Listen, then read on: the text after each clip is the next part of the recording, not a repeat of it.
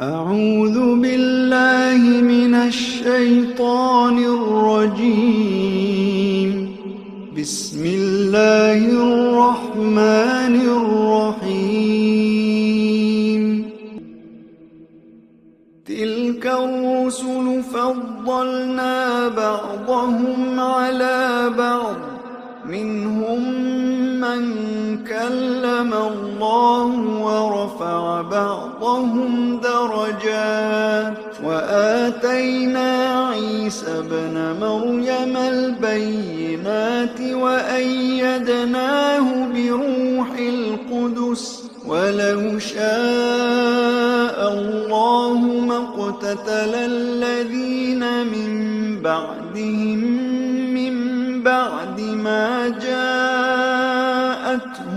البينات ولكن اختلفوا، فمنهم من آمن ومنهم من كفر. ولو شاء الله ما اقتتلوا ولكن الله يفعل ما يريد. يا أيها الذين آمنوا أنفقوا مما رزقناكم من قبل أن يأتي يوم لا بيع فيه ولا خلة ولا شفاعة، والكافرون هم الظالمون. الله لا إله إلا هو الحي القيوم، لا تأخذه سنة ولا نوم، له ما في السماوات وما في الأرض. من ذا الذي يشفع عنده إلا بإذنه، يعلم ما بين أيديهم وما خلفهم، ولا يحيطون بشيء من علمه إلا بما شاء. وسع كرسيه السماوات والأرض، ولا يئوده حفظهما، وهو العلي العظيم.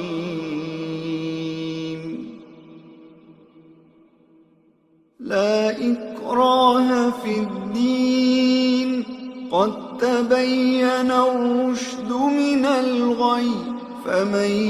يكفر بالطاغوت ويؤمن بالله فقد استمسك بالعروة الوثقى لا انفصام لها، والله سميع عليم. الله ولي الذين آمنوا يخرجهم من الظلمات إلى النور، والذين كفروا أولياؤهم الطاغوت يخرجونهم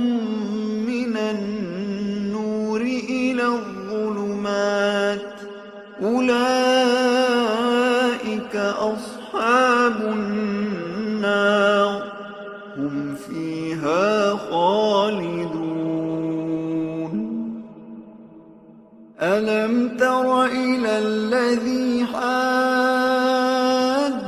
إبراهيم في ربه أن آتاه الله الملك، إذ قال إبراهيم ربي الذي يحيي ويميت، قال أنا أحيي وأميت. قال إبراهيم فإن الله يأتي بالشمس من المشرق فأت بها من المغرب، فبهت الذي كفر، والله لا يهدي القوم الظالمين. أو كالذي مر على قرية وهي خاوية على عروشها، قال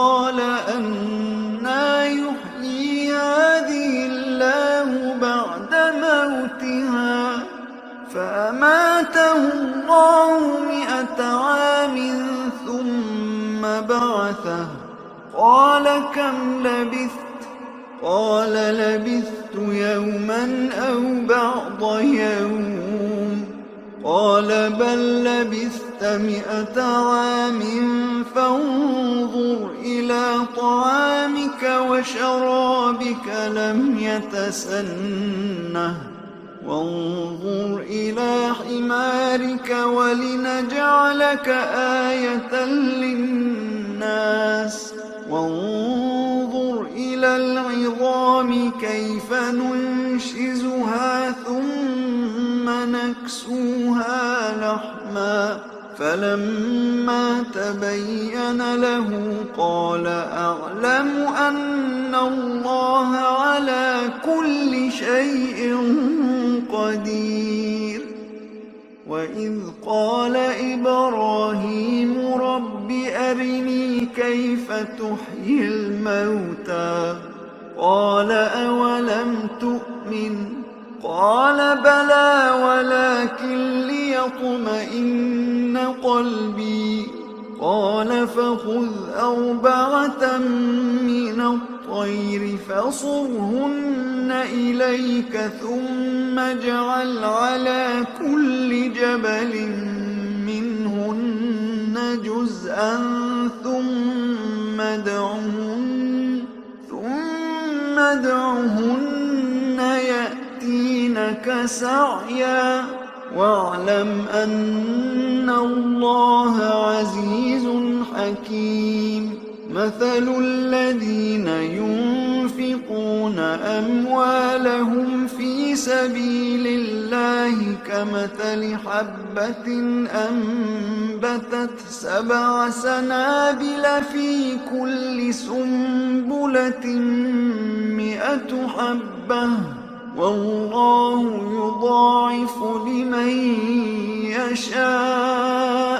والله واسع عليم. الذين ينفقون أموالهم في سبيل الله ثم لا يتبعون ما أنفقوا منا ولا أذى لهم أجرهم عند ربهم ولا خوف عليهم ولا هم يحزنون. قول معروف ومغفرة خير من صدقة يتبعها أذى والله غني حليم. يا أيها الذين آمنوا لا تبطلوا صدقاتكم بالمن والأذى كالذي ينفق ماله رئاء الناس ولا يؤمن بالله واليوم الآخر فمثله كمثل صفوان عليه تراب فأصابه وابل فتركه صلدا لا يقدرون على شيء مما كسبوا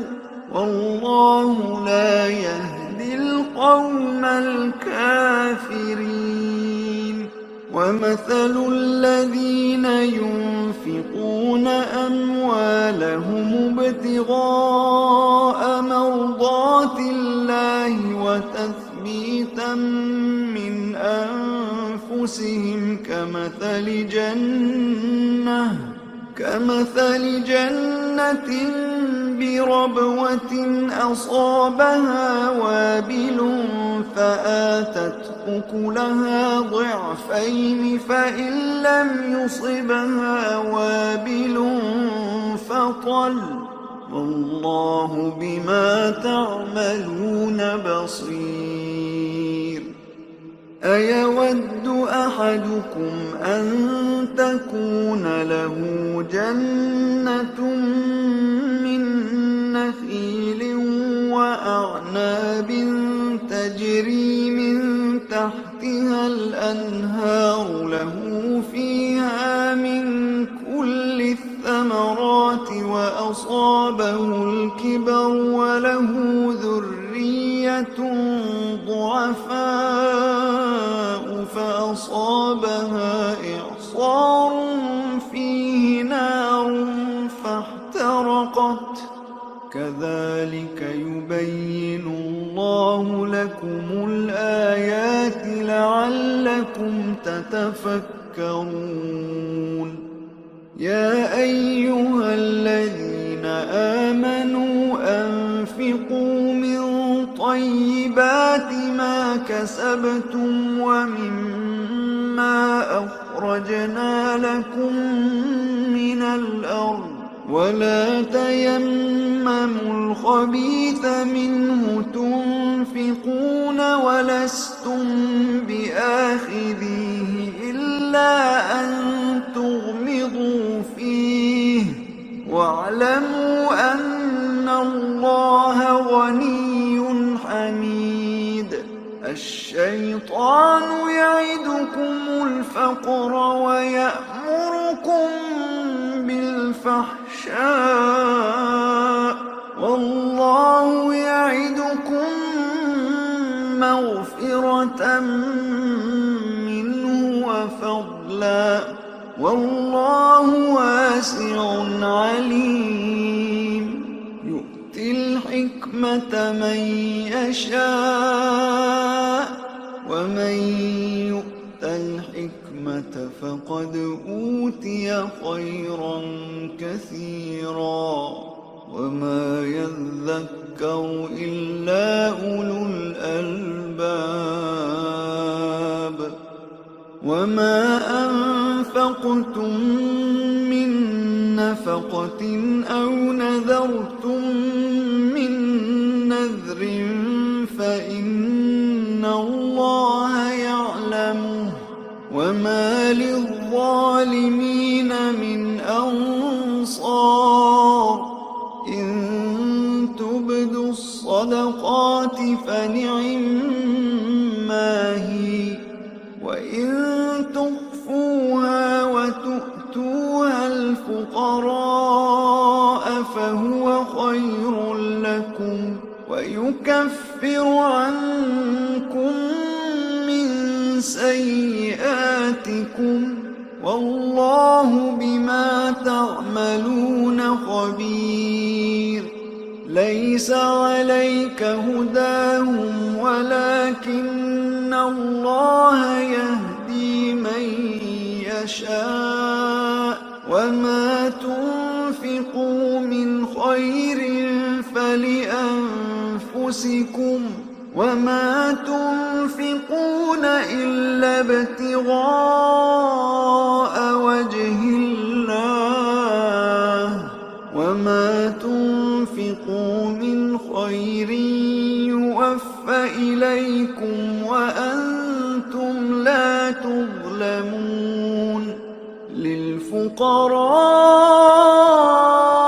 الذين أحصروا في سبيل الله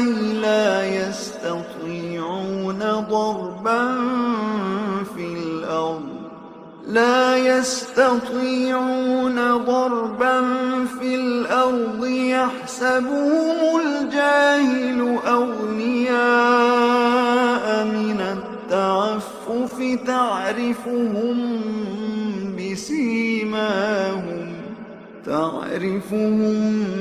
بسيماهم لا يسألون الناس إلحافا وما تنفقوا من خير فإن الله به عليم الذين ينفقون أموالهم بالليل والنهار سرا وعلانية فلهم أجرهم عند ربهم ولا خوف عليهم ولا هم يحزنون الذين يأكلون الربا لا يقومون إلا كما يقوم الذي يتخبطه الشيطان من المس، ذلك بأنهم قالوا إنما البيع مثل الربا وأحل الله البيع وحرم الربا، فمن جاءه موعظة من ربه فانتهى فله ما سلف وأمره إلى الله، ومن عاد فأولئك أصحاب النار هم فيها خالدون. يمحق الله الربا ويربي الصدقات، والله لا يحب كل كفار أثيم. إن الذين آمنوا وعملوا الصالحات وأقاموا الصلاة وآتوا الزكاة لهم أجرهم عند ربهم ولا خوف عليهم ولا هم يحزنون. يا أيها الذين آمنوا اتقوا الله وذروا ما بقي من الربا إن كنتم مؤمنين، فإن لم تفعلوا فأذنوا بحرب من الله ورسوله، وإن تبتم فلكم رؤوس أموالكم لا تظلمون ولا تظلمون، وإن كان ذو عسرة فنظرة إلى ميسرة، وأن تصدقوا خير لكم إن كنتم تعلمون. واتقوا يوما ترجعون فيه إلى الله ثم توفى كل نفس ما كسبت وهم لا يظلمون.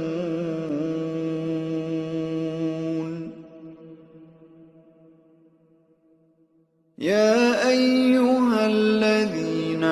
آمنوا إذا تداينتم بدين إلى أجل مسمى فاكتبوه، وليكتب بينكم كاتب بالعدل، ولا يأب كاتب أن يكتب كما علمه الله، فليكتب وليملل الذي عليه الحق وليتق الله ربه ولا يبخس منه شيئا، فإن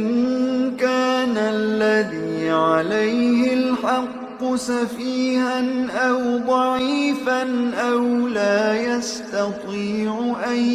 يمل هو فليملل وليه بالعدل، واستشهدوا شهيدين من رجالكم، فإن لم يكونا رجلين فرجل وامرأتان ممن ترضون من الشهداء أن تضل إحداهما فتذكر إحداهما الأخرى، ولا يأبى الشهداء إذا ما دعوا، ولا تسأموا أن تكتبوه صغيرا أو كبيرا إلى أجله، ذلكم أقسط عند الله وأقوم للشهادة وأدنى ألا ترتابوا إلا أن تكون تجارة حاضرة تديرونها بينكم فليس عليكم جناح ألا تكتبوها وأشهدوا إذا تبايعتم ولا يضار كاتب ولا شهيد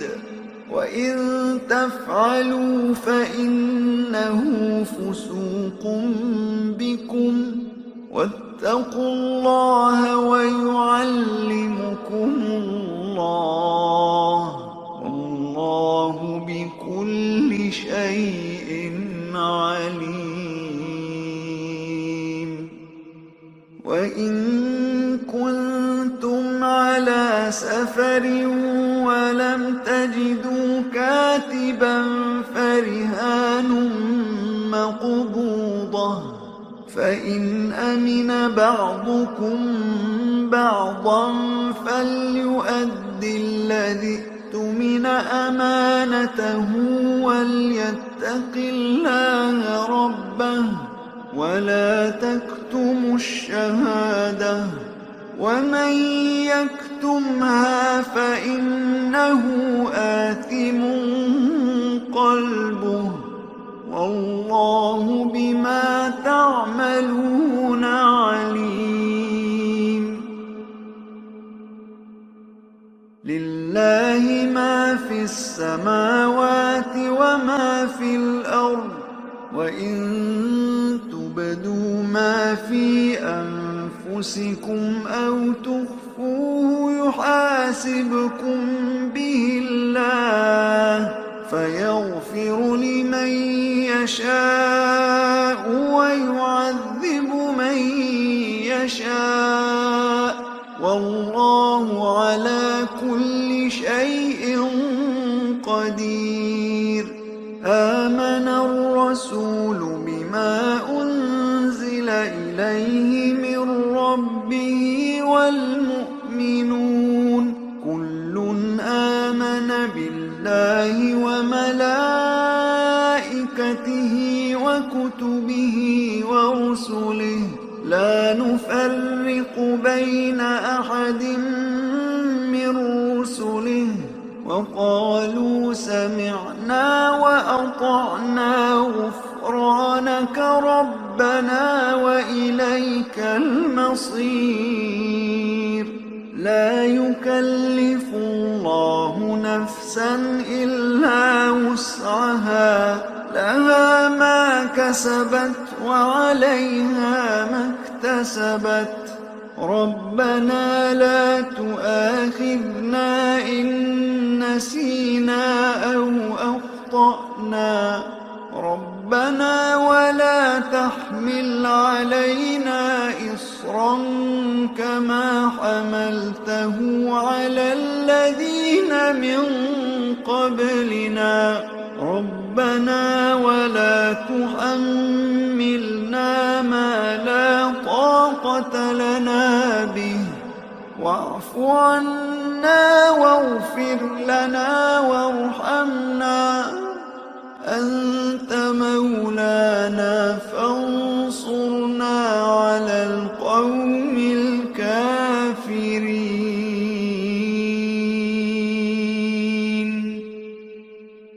أعوذ بالله من الشيطان الرجيم. بسم الله الرحمن الرحيم. ألف لام ميم. الله لا إله إلا هو الحي القيوم نزل عليك الكتاب بالحق مصدقا لما بين يديه وأنزل التوراة والإنجيل من قبل هدى للناس وأنزل الفرقان. إن الذين كفروا بآيات الله لهم عذاب شديد والله عزيز ذو انتقام. إن الله لا يخفى عليه شيء في الأرض ولا في السماء. هو الذي يصوركم في الأرحام كيف يشاء. لا إله إلا هو العزيز الحكيم. هو الذي أنزل عليك الكتاب منه آيات محكمات هن أم الكتاب وأخر متشابهات. فأما الذين في قلوبهم زيغ فيتبعون ما تشابه منه ابتغاء الفتنة وابتغاء تأويله وما يعلم تأويله إلا الله. والراسخون في العلم يقولون آمنا به كل من عند ربنا وما يذكر إلا أولو الألباب. ربنا لا تزغ قلوبنا بعد إذ هديتنا وهب لنا من لدنك رحمة إنك أنت الوهاب. ربنا إنك جامع الناس ليوم لا ريب فيه. إن الله لا يخلف الميعاد. إن الذين كفروا لن تغني عنهم أموالهم ولا أولادهم من الله شيئا وأولئك هم وقود النار. كدأب آل فرعون والذين من قبلهم كذبوا بآياتنا فأخذهم الله بذنوبهم والله شديد العقاب. قل للذين كفروا ستغلبون وتحشرون إلى جهنم وبئس المهاد. قد كان لكم آية في فئتين التقتا فئة تقاتل في سبيل الله وأخرى كافرة يرونهم مثليهم رأي العين والله يؤيد بنصره من يشاء. إن في ذلك لعبرة لأولي الأبصار. زين للناس حب الشهوات من النساء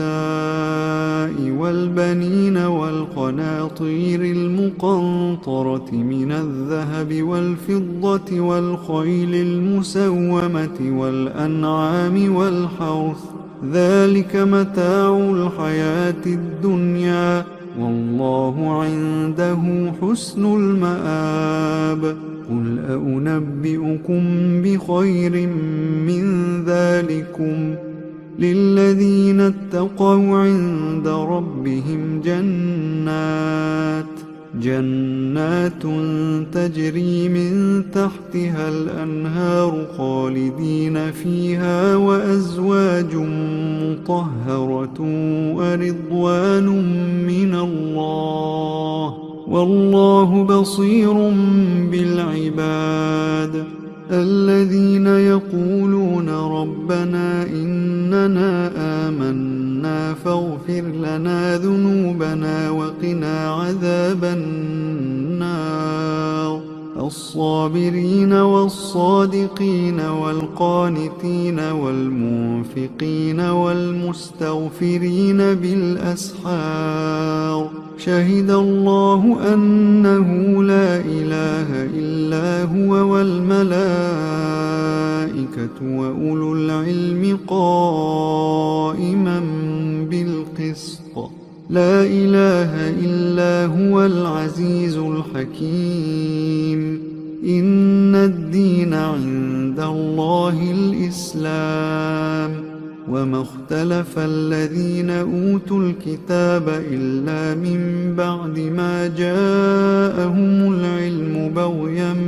بينهم ومن يكفر بآيات الله فإن الله سريع الحساب فإن حاجوك فقل أسلمت وجهي لله ومن اتبعن وقل للذين أوتوا الكتاب والأميين أأسلمتم فإن أسلموا فقد اهتدوا وإن تولوا فإنما عليك البلاغ والله بصير بالعباد إن الذين يكفرون بآيات الله ويقتلون النبيين بغير حق ويقتلون الذين يأمرون بالقسط من الناس فبشرهم بعذاب أليم أولئك الذين حبطت أعمالهم في الدنيا والآخرة وما لهم من ناصرين ألم تر إلى الذين أوتوا نصيبا من الكتاب يدعون إلى كتاب الله ليحكم بينهم ثم يتولى فريق منهم وهم معرضون ذلك بأنهم قالوا لن تمسنا النار إلا أياما معدودات وغرهم في دينهم ما كانوا يفترون فكيف إذا جمعناهم ليوم لا ريب فيه ووفيت كل نفس ما كسبت وهم لا يظلمون قل اللهم مالك الملك تؤتي الملك من تشاء وتنزع الملك ممن تشاء وتعز من تشاء وتذل من تشاء بيدك الخير إنك على كل شيء قدير تولج الليل في النهار وتولج النهار في الليل وتخرج الحي من الميت وتخرج الميت من الحي وترزق من تشاء بغير حساب لا يتخذ المؤمنون الكافرين أولياء من دون المؤمنين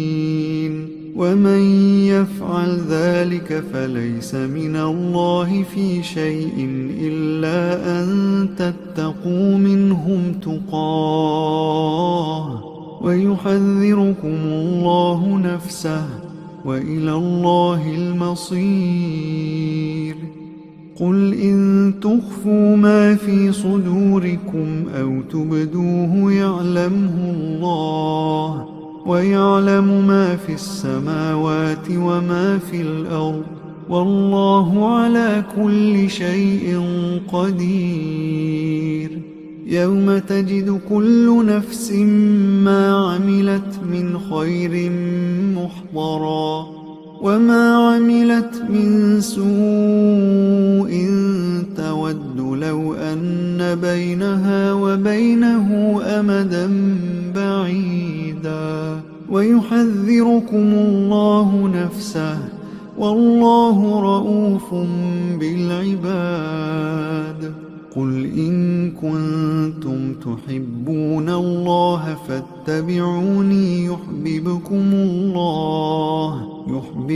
الله ويغفر لكم ذنوبكم والله غفور رحيم قل أطيعوا الله والرسول فإن تولوا فإن الله لا يحب الكافرين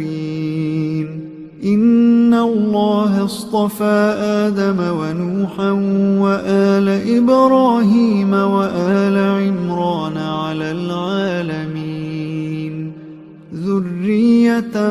بعضها من بعض والله سميع عليم.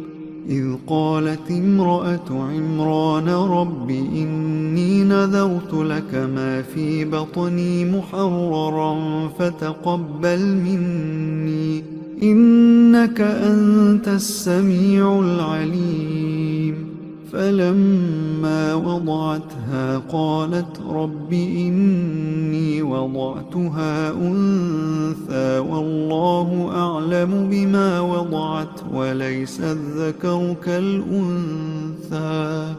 وإني سميتها مريم وإني أعيذها بك وذريتها من الشيطان الرجيم. فتقبلها ربها بقبول حسن وأنبتها نباتا حسنا وكفلها زكريا. كلما دخل عليها زكريا المحراب وجد عندها رزقا قال يا مريم أنى لك هذا؟ قالت هو من عند الله إن الله يرزق من يشاء بغير حساب. هنالك دعا زكريا ربه قال رب هب لي من لدنك ذرية طيبة إنك سميع الدعاء. فنادته الملائكة وهو قائم يصلي في المحراب أن الله يبشرك بيحيى مصدقا بكلمة من الله وسيدا وحصورا ونبيا من الصالحين. قال رب أنى يكون لي غلام وقد بلغني الكبر وامرأتي عاقر؟ قال كذلك الله يفعل ما يشاء. قال رب اجعل لي آية. قال آيتك ألا تكلم الناس 3 أيام إلا رمزا واذكر ربك كثيرا وسبح بالعشي والإبكار. وإذ قالت الملائكة يا مريم إن الله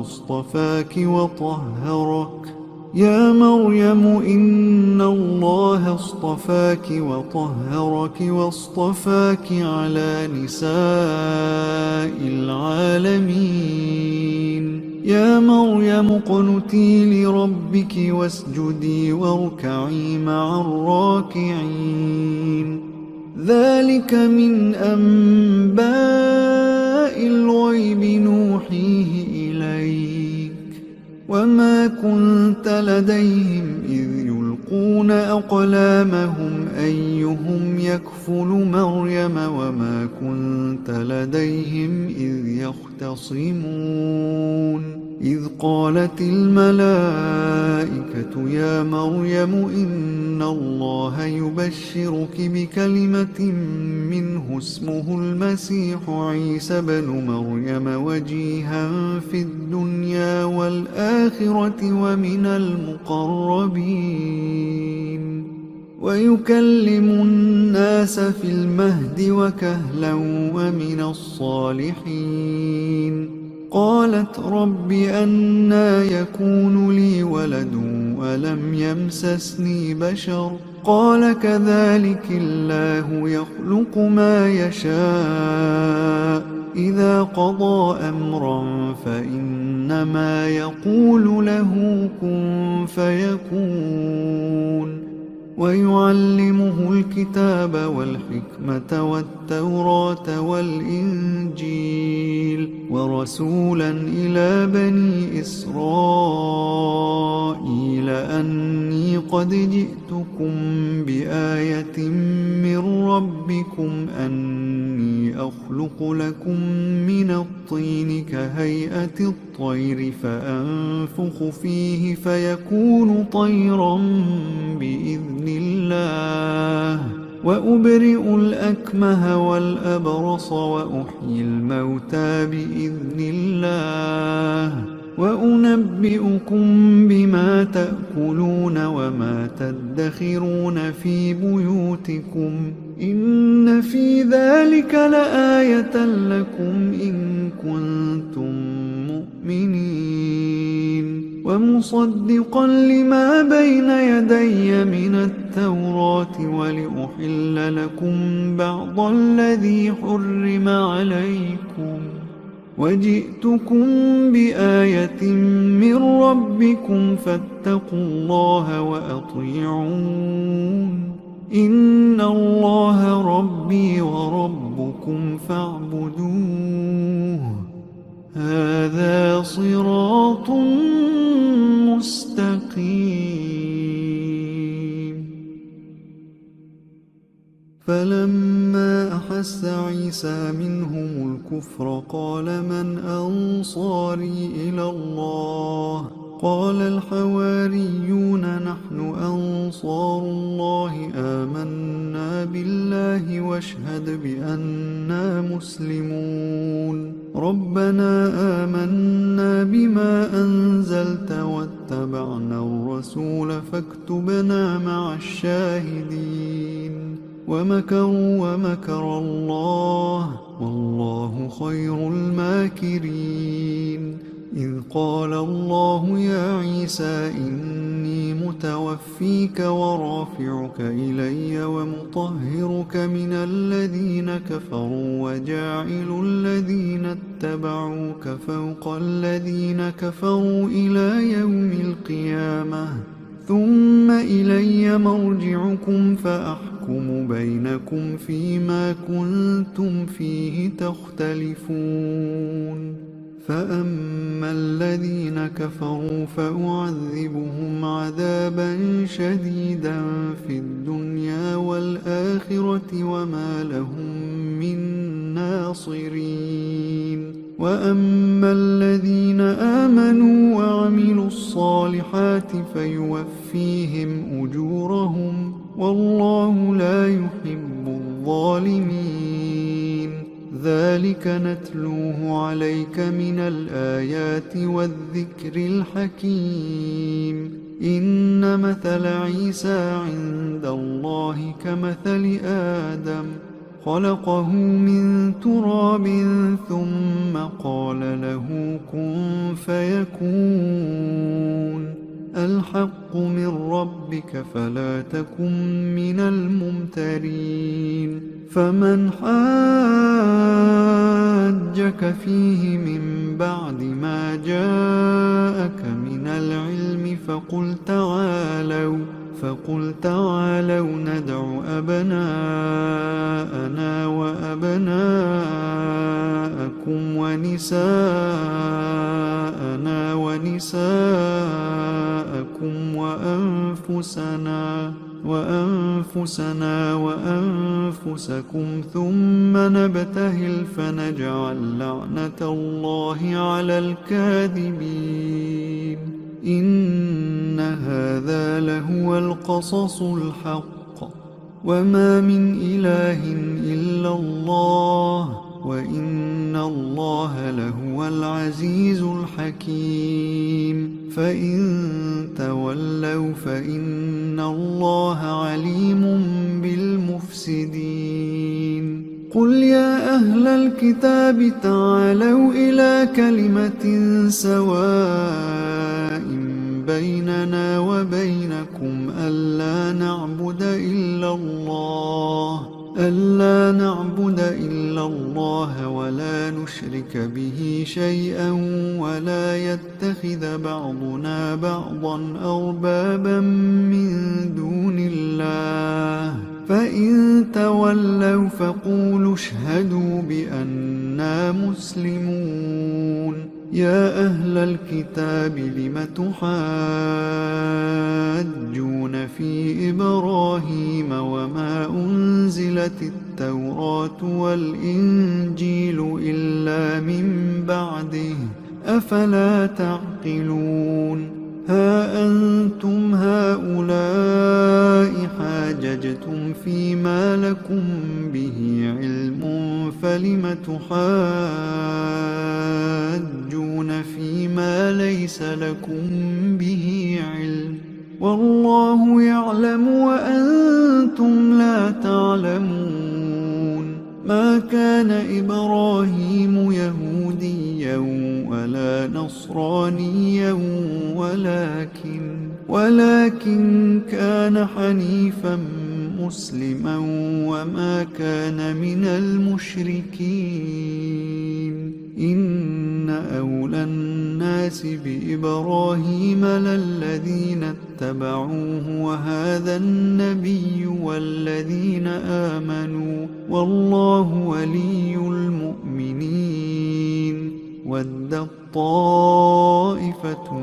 من أهل الكتاب لو يضلونكم وما يضلون إلا أنفسهم وما يشعرون يا أهل الكتاب لم تكفرون بآيات الله وأنتم تشهدون يا أهل الكتاب لم تلبسون الحق بالباطل وتكتمون الحق وأنتم تعلمون وقالت طائفة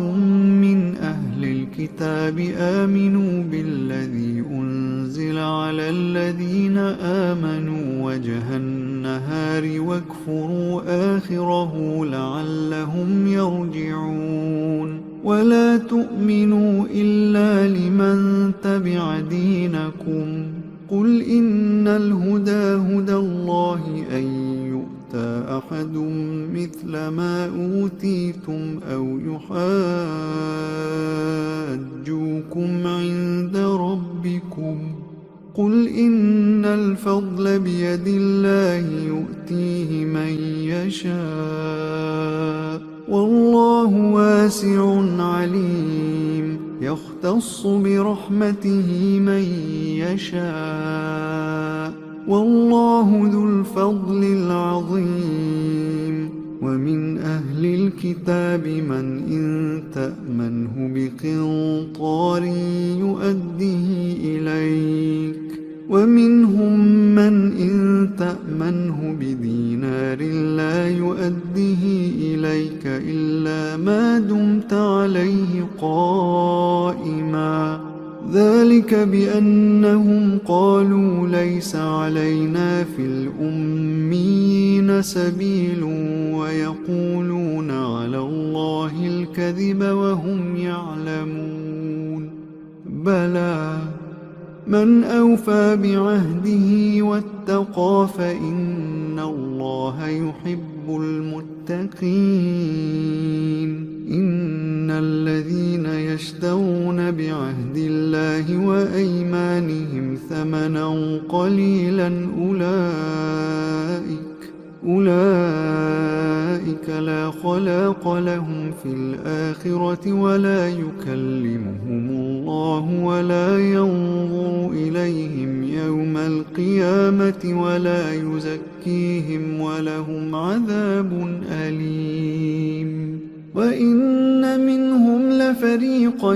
يلوون ألسنتهم بالكتاب لتحسبوه من الكتاب وما هو من الكتاب ويقولون هو من عند الله وما هو من عند الله ويقولون هو من عند الله وما هو من عند الله ويقولون على الله الكذب وهم يعلمون ما كان لبشر أن يؤتيه الله الكتاب والحكم والنبوة ثم يقول للناس كونوا عبادا لي من دون الله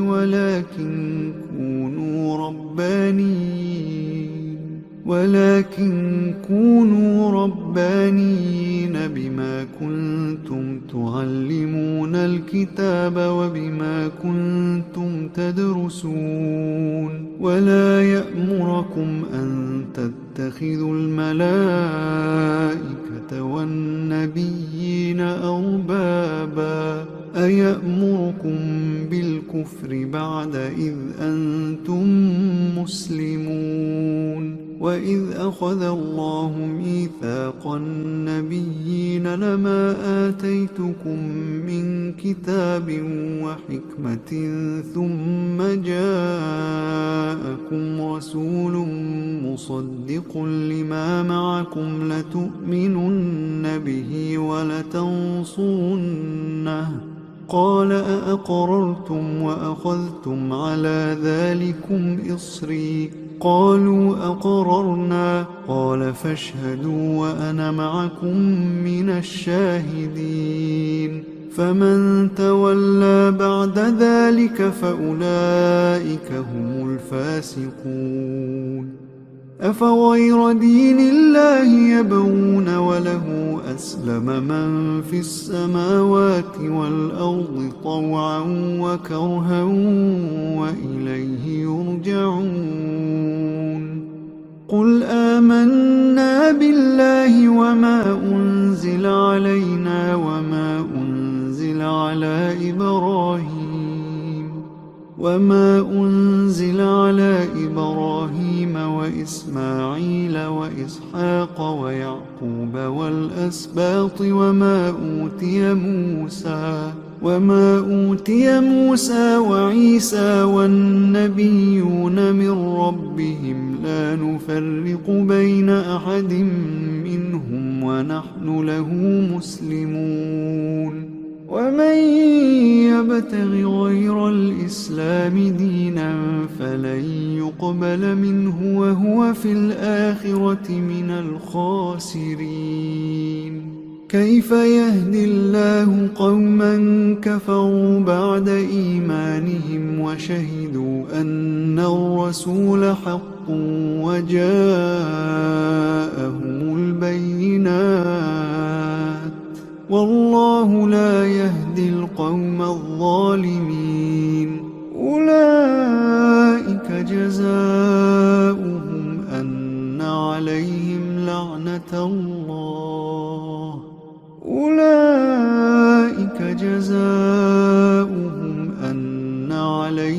لعنة الله والملائكة والناس أجمعين خالدين فيها لا يخفف عنهم العذاب ولا هم ينظرون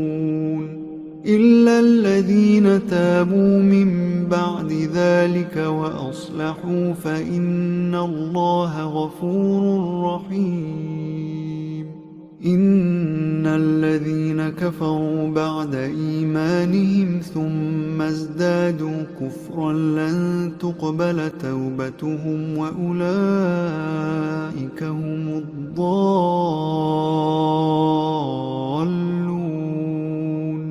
إن الذين كفروا وماتوا وهم كفار فلن يقبل من أحدهم ملء الأرض ذهبا ولو افتدى به أولئك لهم عذاب أليم وما لهم من ناصرين.